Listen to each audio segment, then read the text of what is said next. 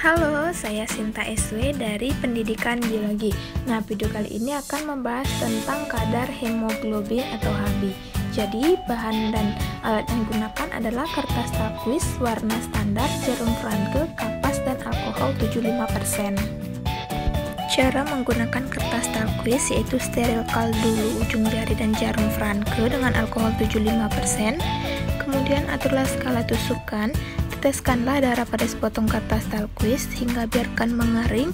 Bandingkan warna darah dengan standar warna dan catatlah hasilnya. Jadi ini yang kedua dengan cara menggunakan cara Sahlin. Jadi untuk langkah yang pertama itu tusukkan jarum Franke ke jari praktikan. Setelah itu, setelah darah keluar, tetes darah pertama akan dibuang. Setelah itu, tetes berikutnya hisap dengan kertas saring sampai meresap. Nah, setelah di kertas saring itu meresap darah pada kertas saring tersebut, maka tunggu sampai semua Hb berubah yang warnanya lebih tua dan suram.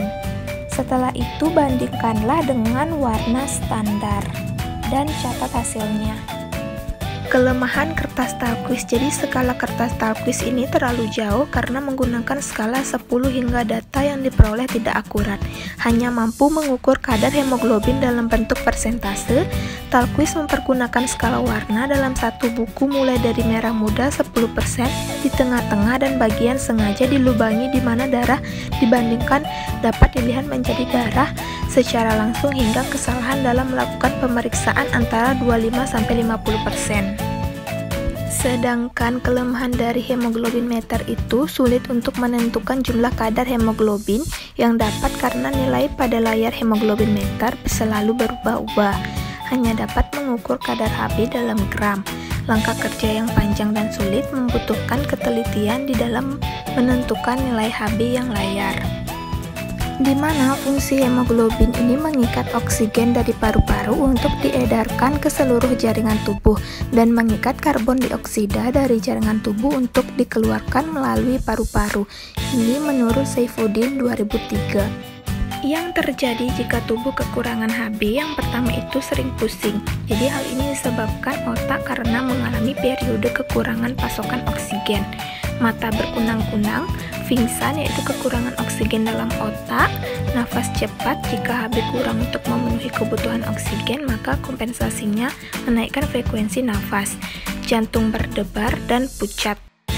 Untuk faktor yang menyebabkan terjadinya kekurangan Hb itu faktor patologis seperti anemia, Fe merupakan antimolekul hemoglobin, kekurangan vitamin E mengakibatkan integritas sel darah merah, kekurangan vitamin B6 sebagai faktor dalam pembentukan hemoglobin dan kadar O2. Faktor-faktor yang mempengaruhi kadar hemoglobin seseorang yang pertama jumlah eritrosit. Jadi semakin besar jumlah eritrosit maka kadar Hb akan semakin tinggi. Yang kedua ada jenis kelamin.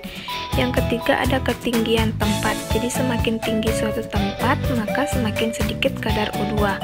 Faktor patologis, Fe, kekurangan vitamin B6 sebagai kofaktor dalam pembentukan hemoglobin, dan kekurangan vitamin E yang mengakibatkan integritas sel darah merah. Oke, sekian dari video ini dan terima kasih.